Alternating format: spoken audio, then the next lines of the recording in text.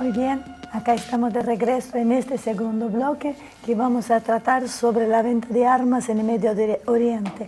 Pero antes de ir a este tema, Marce, quiero hacer una pregunta que es especialmente para vos, que tuviste la oportunidad de hablarlo con el vicecanciller de Rusia el año pasado cuando estuvo de visita en nuestro país. ¿Qué es el Global Prompt Strike? Bueno, esa es una forma de respuesta que ha elaborado básicamente Estados Unidos, pero también Rusia maneja algo equivalente, que es la posibilidad de hacer un ataque que sea lo suficientemente devastador como para inhabilitar las respuestas de defensa del enemigo. Esto se puede hacer con armamento convencional o con armamento táctico nuclear. O sea, lo que quiere decir es que no harías una radiación tan alta que pueda ser perjudicial para todo el mundo. De poder concretarse eso, para poder concretarse eso hay algunos desafíos tecnológicos. Se necesitarían misiles mucho más rápidos de los que hay y mucha más cercanía sobre las fronteras, en este caso rusas. Eso explica un poco también las movidas que hay en Ucrania, en los países eslavos, de poner bases militares cerca de Rusia, porque se considera que en no menos de 10 minutos podrían atacar los principales puntos de defensa. Esa teoría, bueno, el vicecanciller la reconoce como válida, que está montada sobre lo que serían los misiles hiperbalísticos, que son misiles que tienen una velocidad que puede andar en 10 veces la velocidad del sonido, algunos más. Inclusive Estados Unidos ha hecho pruebas de que llegan hasta 20, pero no han sido exitosas. Pero entre 10 y 12, tanto China como Estados Unidos y Rusia, los tres están trabajando sobre eso. A partir de eso, el riesgo de una guerra real y que termine en una guerra nuclear es altísimo, porque existe la tentación de poder hacerlo y salir impune. Y el fracaso terminaría así, en una guerra de otro tipo. Esperemos que no sea de esta manera. Damián, ¿cuáles son los motivos geopolíticos por los cuales Arabia Saudita ha aumentado la compra de armas en los últimos años?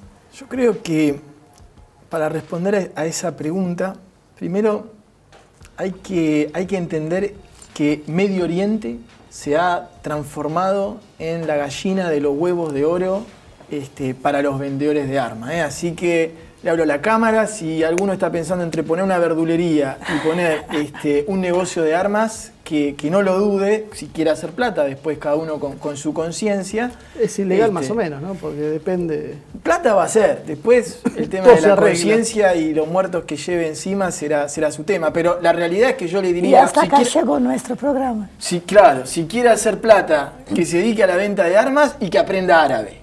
Porque ahí en Medio Oriente está realmente la papa. Si vamos a un informe que preparamos sobre la venta de armas en Medio Oriente, vamos a poder ver que los mayores exportadores de armas en Medio Oriente son Estados Unidos, que a él solo más o menos se calcula que tiene el 50% del monopolio de las armas en Medio Oriente. Le sigue Rusia, China, Francia, Reino Unido y Alemania. A esos 6 países tienen el 80% de todas las ventas de armas que se realizan en Medio Oriente. Y si encima vamos a la siguiente placa, podemos ver que según el CIPRI, que es la ONG sueca, después podremos hablar de por qué no hay ninguna entidad gubernamental que se dedique a monitorear el negocio de las armas y hasta dónde es confiable, etcétera, etcétera. Pero si vamos entonces a esa placa, podemos ver que Arabia Saudita, en el periodo que va del 2011 al 2015 y comparado con el periodo del 2006 al 2010, aumentó un 275% su importación de armas, Qatar aumentó un 279%, los Emiratos Árabes aumentaron un 35%, Egipto aumentó un 37% su importación de armas. Entonces la región que va desde el Golfo Pérsico hasta el Bósforo, ahí donde se comunican Turquía y Europa, aumentó en un promedio en los últimos 5 años un 61% las importaciones de armas. Y acá el campeón de estas importaciones de armas es Arabia Saudita, que es el segundo mayor importador de armas del mundo detrás de la India. Pero si vamos, 80.000 millones dijiste, ¿no? Exactamente. Y si vamos a la cantidad de población que tiene la India, ¿sí? Y los saudíes, que son 30 millones nada más, y la India, si no me equivoco, son 1.500 millones, la proporción no tiene nada que ver. Entonces, ¿por qué Arabia Saudita ha aumentado tanto la compra de armas en los últimos años? Yo creo que Marcelo estará de acuerdo que acá el gran actor es la legalización, ¿no? La vuelta al ruedo geopolítico, el fin del bloqueo que se le ha hecho a Irán, la vuelta al juego geopolítico oficial. Ya estaba en el juego oficioso geopolítico Irán. Recordemos, Irán, potencia chiita, enemigo jurado de Arabia Saudita. Entonces, una de las maneras que tiene Arabia Saudita de protegerse, entre comillas, frente a la vuelta de Irán es armándose hasta los dientes, mostrándose dispuesto a todo para defender su potencia regional. También recordemos que Irán, Arabia Saudita, justamente para poder recuperar la candidatura o el nombre de líder regional que siempre le tuvo los últimos años y que ve peligrar frente al resurgimiento de Irán, es empezarse a meter en distintos conflictos, empezarse a meter con el Estado Islámico, sobre todo porque está acusado de financiar al Estado Islámico, entonces medio tiene que tratar de responder, y se ha metido también en el conflicto con Yemen. Si a esto se le suma que dentro de Arabia Saudita hay una gran oposición sunita que está creciendo, los saudíes tienen más de un pretexto, si queremos, o de excusa para convertirse en un gran importador de armas. Los números lo demuestran. Yo creo que hay dos cosas que me gustaría después destacar de esto. Irán creo que escapa un poco a la regla de importar armas. Fabrica mucho desarrollo propio y de alta calidad. Y como Arabia Saudita, es un poco lo que decía en el bloque anterior, como Arabia Saudita tiene un presupuesto enorme, unos ejércitos mejor equipados de la zona, y está demostrando en Yemen la ineficiencia de esa capacidad militar que tiene. Es preocupante que pueda terminar inclusive con una caída de la Casa Saud.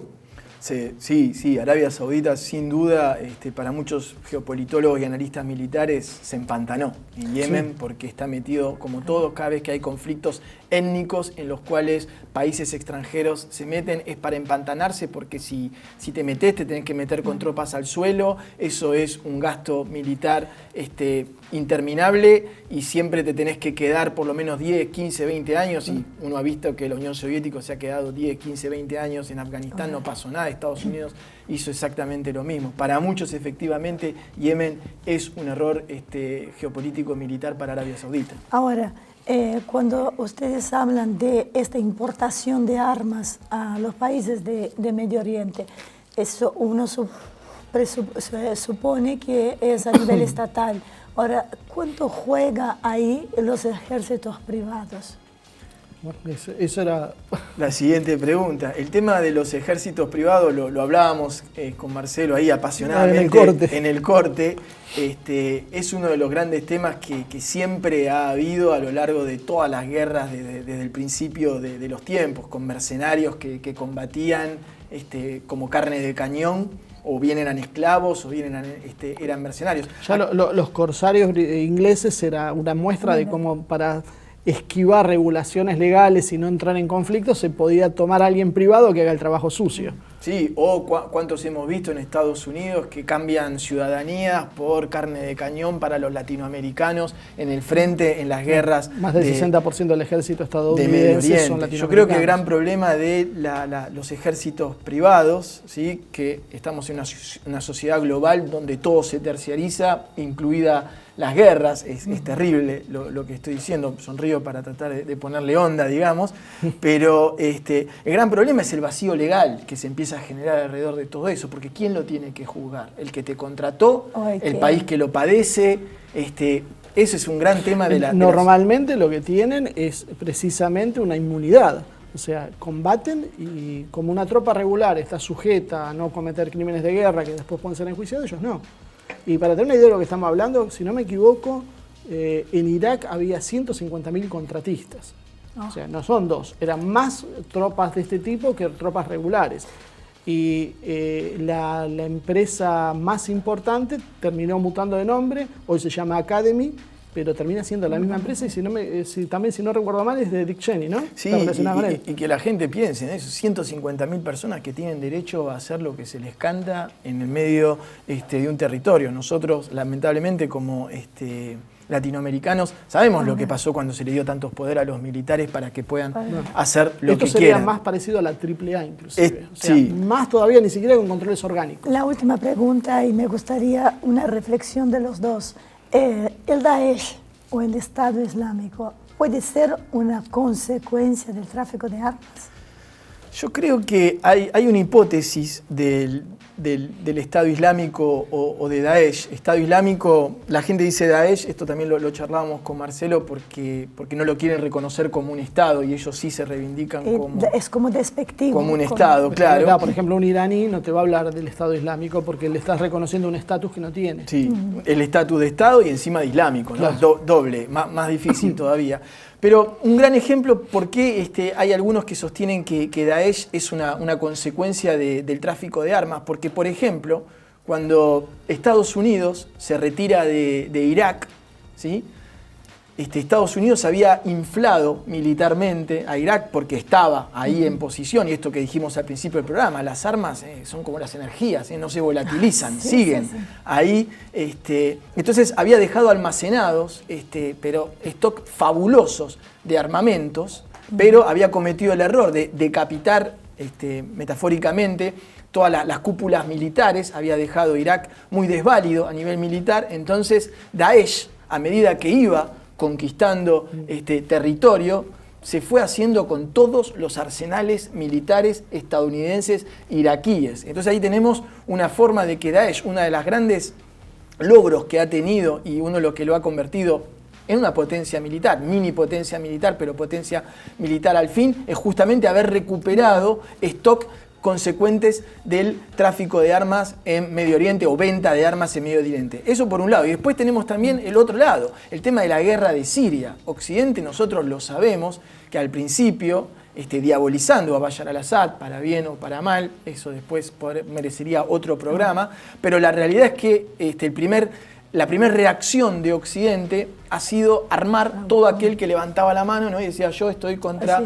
Bashar al-Assad. Y entre los muchas manos que se levantaron contra Bashar al-Assad, el actual presidente sirio, por mal que les pese a muchos, había mucha gente de Daesh. Entonces Daesh también se encontró con Daesh, armas. Al-Qaeda, Al-Nusra. Exactamente. Todos esos seres de grupos yihadistas. Sí, sí. Redondeámelo, bueno. Entonces, ahí tenemos como Daesh, y esto volvemos a lo mismo, las armas se siguen inflando y acumulando y está el peligro de que caigan en manos de, por ejemplo, grupos yihadistas, como fue el caso del Estado Islámico, que fue recorriendo Medio Oriente, y uno justamente de los objetivos o de los razonamientos para conquistar territorios militares que tenía Daesh era justamente donde había almacenamientos militares que estaban casi desprotegidos. No nos alcanzan 10 programas para todo este tema. Pero quiero cerrar con una pregunta para vos y tenés solo 30 segundos para responder.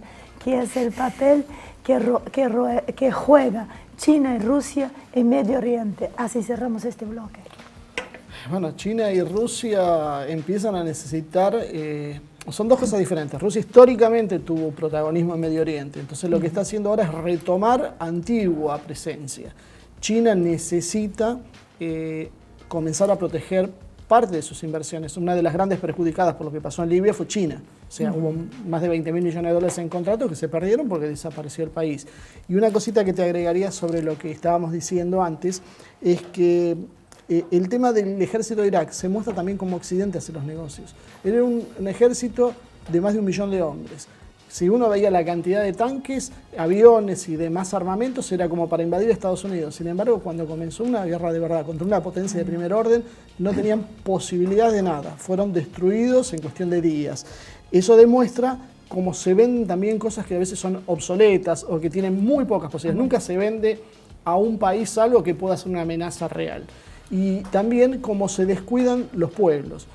Cuando invaden Irak, no solo destruyen el ejército y descabezan cúpulas, sino que hay como una especie de humillación a los antiguos seguidores del partido de gobierno, que muchos eran oficiales del ejército. Esa gente quedó dejada a la buena de Dios, a la deriva, y se fue sumando entonces a Daesh. Muchas gracias, Marce. Te excediste con el tiempo. Bueno, así que vamos a un pequeño corte y ya volvemos.